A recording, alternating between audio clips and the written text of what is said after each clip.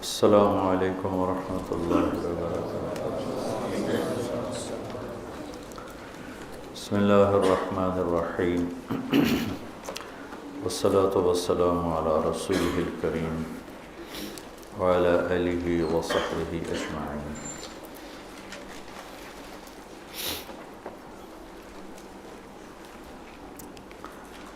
ہندوستان میں 90 ہجری میں سندھ میں سب سے پہلے اسلام آیا۔ محمد بن قاسم رحمۃ اللہ علیہ 92 ہجری میں ملتان پہنچے اور یہ کوئی 3 سال کا سفر تھا، اور بنو امیہ کے دور میں ہی ولید بن عبد الملک کا زمانہ، اسلام سندھ اس وقت بمبئی سے لے کر ملتان، یہ سارا سندھ، بمبئی سندھ میں شامل تھا، ملتان سندھ میں تھا۔ تو یہ اس اللہ کے نیک بندے نوجوان کے بابرکت ہاتھوں سے پہلی صدی میں ہی بر صغیر میں اسلام کی آمد ہوئی، اور اس کے بعد پھر 5ویں صدی میں محمود غزنوی نے یہاں حملے کیے۔ 416 میں اس کا انتقال ہوا ہے، تو ہو سکتا ہے 399 ہو 80، مجھے سن یاد نہیں ہے۔ اور شہاب الدین اس نے حکومت قائم نہیں کی، صرف پنجاب تک کو اپنے حکومت میں شامل کیا۔ شہاب الدین غوری رحمۃ اللہ علیہ نے پھر یہاں باقاعدہ حکومت کا نظام بنایا، اور یہاں کا پہلا حاکم قطب الدین ایبک غلام تھا۔ تو اس کے بعد پھر خاندان غلامہ کی حکومت چلی۔ پھر جب زوال آیا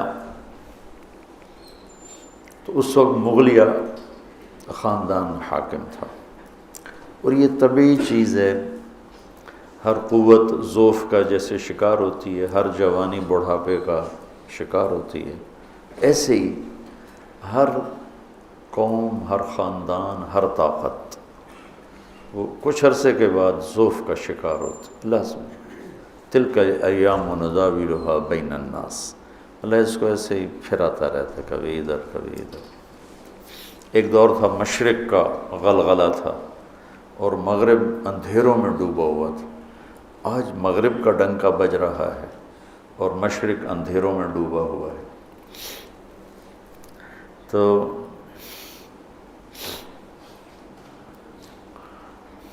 انگریز کی آمد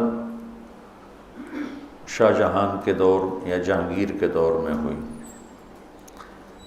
تاجروں کے بھیس میں آئے، اور چلتے چلتے چلتے پورے ہندوستان کے مالک بن گئے۔ محنتی قوم تھی، جفا کش قوم تھی۔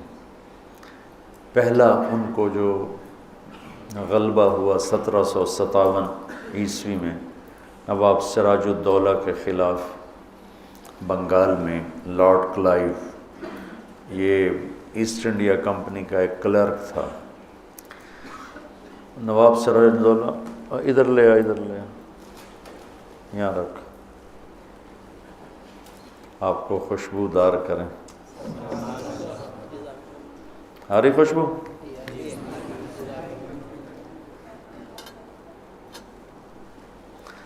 نواب سراج الدولہ اور انگریزوں کی جنگ ہوئی 1757۔ اس میں سراج الدولہ کو شکست ہوئی، اور اس کی وجہ ایک اس کا نکما پن، راتوں کو جاگنا، دن میں سونا، اور دوسرا برطانوی فوج کا توپ خانہ۔ اس وقت یورپ سائنس میں بہت آگے جا چکا تھا، تو اس توپ خانے نے تباہی مچا دی، اور بنگال میں پہلی دفعہ انگریز کا راج قائم ہوا۔ 1799 ٹیپو سلطان آخری سہارا تھے. 4 مئی 1799 سرنگا پٹم وہ انہیں شکست ہوئی، شہید ہوئی. میں نے کل بھی بتایا تھا کہ بنگال میں میر جعفر نے کی غداری اور میسور میں میر صادق، لیکن وہ کسی ایک کی غداری سے قوم نہیں ڈوبتی، وہ ساری قوم کا سفینہ ڈوبا ہوتا ہے. کوئی ایک جو پہل کرتا ہے اس کا نام لگ جاتا. میر جعفر غداری نہ بھی کرتا تو بھی سراج الدولہ اتنا سمجھدار نہیں تھا کہ وہ انگریز کو شکست دے سکتا. اور ٹیپو سلطان اتنے طاقتور نہیں تھا. ٹیپو سلطان بہت سمجھدار تھا، طاقتور نہیں تھے. اور ادھر نظام مل گیا، حیدرآباد، دکن، انگریز اور مرہٹے، 3 طاقتیں اکٹھی ہو گئیں. تو وہ اکیلے اگر میر صادق غداری نہ بھی کرتا تو بھی شکست ہی ہونی تھی کہ اتنی پاورفل، طاقتور. تو 4 مئی 1799 ٹیپو سلطان جب شہید ہوئے تو جنرل ہیرس نے کہا کہ ہندوستان ہمارا ہے. انہیں نظر آ گیا کہ اب کوئی طاقتور حکمران سامنے کوئی نہیں. 1831 میں سید احمد شہید رحمۃ اللہ علیہ کی جو تحریک تھی وہ بالا کوٹ کے پہاڑوں میں ختم ہو گئی. عجیب لوگ تھے. مولانا علی میاں نے کتاب لکھی جب ایمان کی بہار آئی، آپ پڑھنا، اس میں شاہ صاحب کے واقعات، ان کے ساتھیوں کے واقعات ہیں کہ لگتا تھا جیسے صحابہ کی بچی کھچی روحیں وہ ان لوگوں کے اندر آ گئیں. لیکن پوری تیاری کے بغیر نتیجہ نہیں نکلتا. اللہ نے دنیا کو دارالاسباب بنایا. رنجیت سنگھ بہت طاقتور حکمران تھا اور اسلامی شیرازہ بکھرا پڑا تھا. تو وہ تھوڑے سے لوگ تھے اور جب وہاں پہنچے تو ایک اللہ کا نظام ہے تدریجاً چیز کو لانا. شراب حرام کرنی تھی نا تو ایک دم نہیں کہا شراب چھوڑ دو. قل فیہما اثم کبیر و منافع للناس، پھر لا تقربوا الصلاۃ وانتم سکارى، پھر فہل انتم منتہون. یہ ہے طریقہ کسی چیز کو لانے کا، اٹھانے کا، آہستہ آہستہ. شاہ صاحب رحمۃ اللہ علیہ نے جب سرحد پہ اپنی حکومت قائم کی تو ایک دم شریعت نافذ کر دی. پوست کی کاشت بند کر دی، چرس کا بنانا بند کروا دیا، اور لڑکیوں کے اس وقت مہر ہوتے تھے اور وہ قیمت ہوتی تھی وہ ایک دم بند کر دی. تو وہ جو ایک دم ان کی عادات پہ ضرب پڑی تو وہ رد عمل میں انہوں نے پٹھانوں نے ہی بغاوت کر دی اور شاہ صاحب کے سرداروں کو قتل کر دیا اور ان کے لشکر کو بھی تتر بتر کر دیا. کچھ بچا کھچا لے کے تو وہ چلے تھے. والی کاغان نے کہا تھا کہ میرے پاس آ جائیں. تو راستے میں بالا کوٹ قیام ہوا. وہاں ایسا بددل ہوئے کہ آگے جانے کے بجائے وہیں تھوڑے سے لشکر کے ساتھ سکھوں سے لڑ گئے. اور ایک پہاڑ ہے مٹی کوٹ، ایک ہے بالا کوٹ. مٹی کوٹ اونچا ہے، بالا کوٹ نیچے ہے. تو وہاں کے جو مقامی مسلمان تھے وہ سکھوں کو مٹی کوٹ تک پہنچانے کے لیے رہبر کے طور پہ استعمال ہوئے. جب قوم ڈوبتی ہے تو صرف ایک کی غداری سے نہیں ہوتا، ساری دیگ ہی خراب ہو چکی ہوتی. سکھوں کو تو راستے کا نہیں پتہ تھا. انہیں مقامی مسلمان گجر وہ راستہ دکھاتے دکھاتے مٹی کوٹ تک لائے. اور وہ یوں اس طرح جو یہاں بیٹھا ہے وار تو اسی کا چلے گا. یہ بالا کوٹ یہاں ہے، مٹی کوٹ یہاں ہے. تو شکست ہوئی، شہید ہو گئے. شاہ اسماعیل بھی شہید ہو گئے، سید احمد بھی. اللہ سے دعا کی میری لاش کا پتہ نہ چلے. وہ نالے میں بہہ گئی، پتہ نہیں کہاں چلی گئی. اب جو ان کی قبر 2 جگہ بنی ہوئی ہے، گڑھی حبیب اللہ بھی ہے اور بالا کوٹ بھی ہے، اور دونوں فرضی قبریں ہیں. ان کی تو لاش ہی اللہ نے چھپا دی تھی. تو 1834 میں لارڈ میکالے آیا کہ ایک ایسا نظام تعلیم لایا جائے جو انہیں غیر مسلم نہ بنائے، انہیں مسلمان نہ چھوڑے، یہ نام کے مسلمان ہوں اور اندر سے انگریز کے غلام ہوں، ذہنی فکر، ذہنی سوچ وہ ساری بن جائے غیر مسلم والی، اور شکل صورت ظاہر یہ ہو مسلمان والا۔ ایک ایسا نظام تعلیم مرتب کرنے کے لیے لارڈ میکالے 1834 میں آیا تھا۔ تو اس کے بعد 1857 میں جنگ آزادی ہو گئی۔ وہ جنگ کیا تھی، ایسے بھیڑ بھڑکا تھا، نہ کوئی تنظیم، نہ ترتیب، نہ کوئی قائد، نہ لیڈر، تو اس میں شکست ہونا لازمی چیز تھی۔ اس کے بعد پھر انگریز کا ظلم بڑھا۔ بہادر شاہ ظفر کے 18 بیٹے تھے، انہیں سارے ذبح کر کے ان کے سر تھال میں سجا کے بہادر شاہ کے آگے رکھ دی۔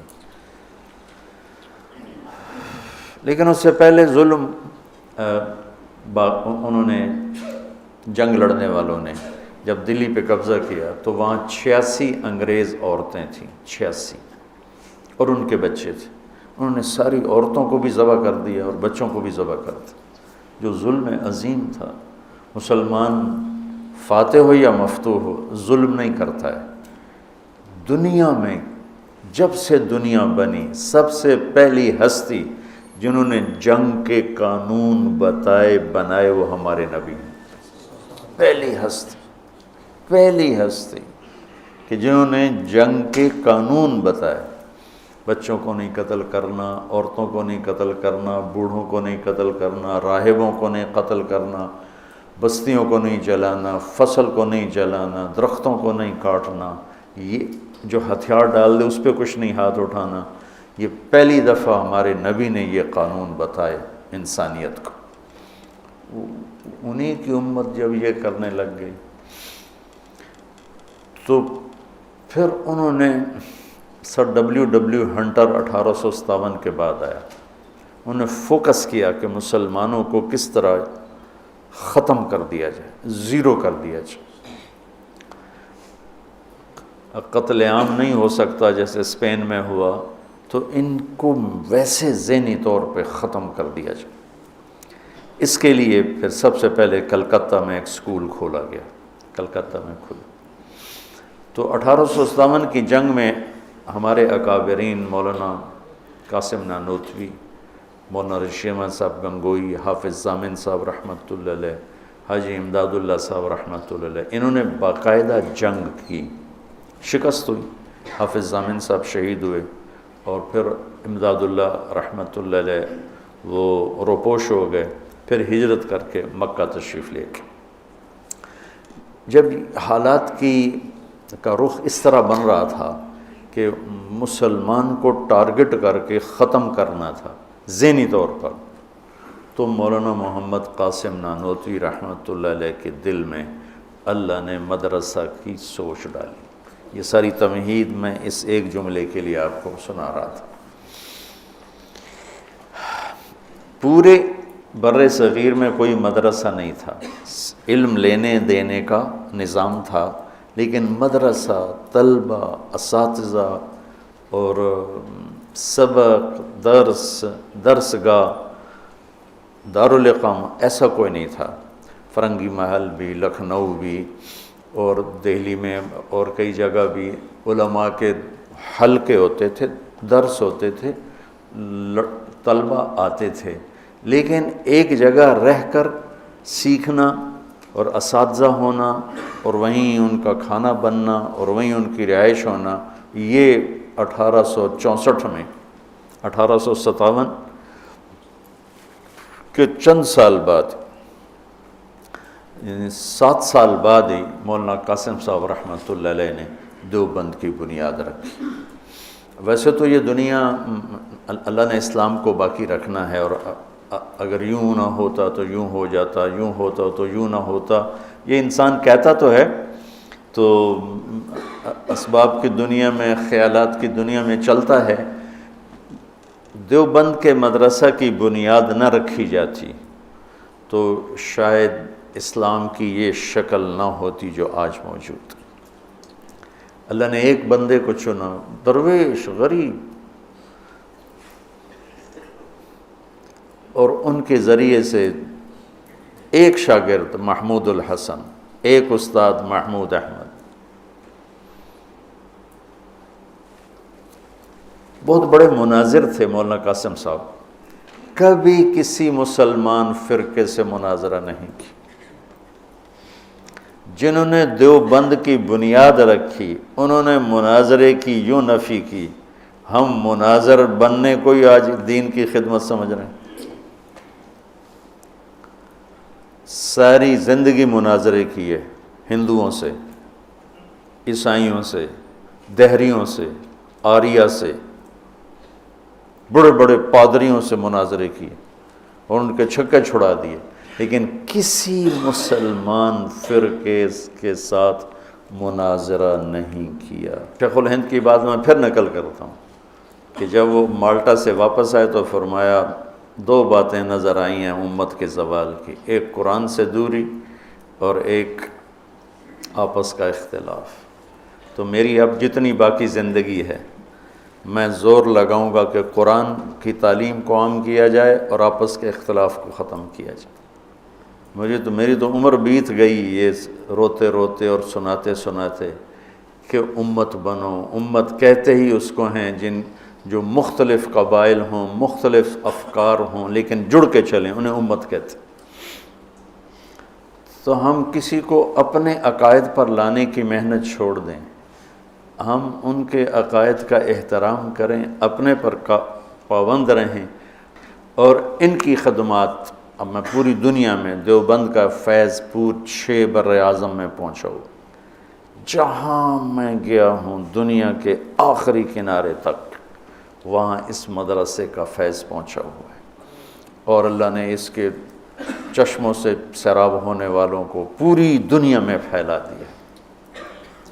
تو جنہوں نے بنیاد رکھی تھی انہوں نے کہا تھا میں نے قرآن سکھانا ہے اور اختلاف کو مٹانا ہے۔ میں بھی اسی پر بیٹھا ہوں رمضان میں، یہ اللہ کی کتاب میرے ہاتھ میں ہے کہ اس ساری کو تو میں 25 دن میں، کیا 25 سال بھی، ایک بات پڑھی ہوئی یاد آ گئی، پتہ نہیں کب پڑھی تھی، 20-25 سال پہلے۔ ابو علی رحمۃ اللہ علیہ بغداد کے بڑے علماء میں سے تھے، مفسر قرآن تھے، تو لوگوں نے کہا آپ درس قرآن شروع کریں، تو انہوں نے درس قرآن شروع کیا، تو سورہ بقرہ 26 سال درس دیتے رہے، ختم نہیں ہوئی اور فوت ہو گئے۔ 26 برس سورہ بقرہ کا درس چلتا رہا اور وہ ختم نہیں ہوئی اور وہ ختم ہو گئی۔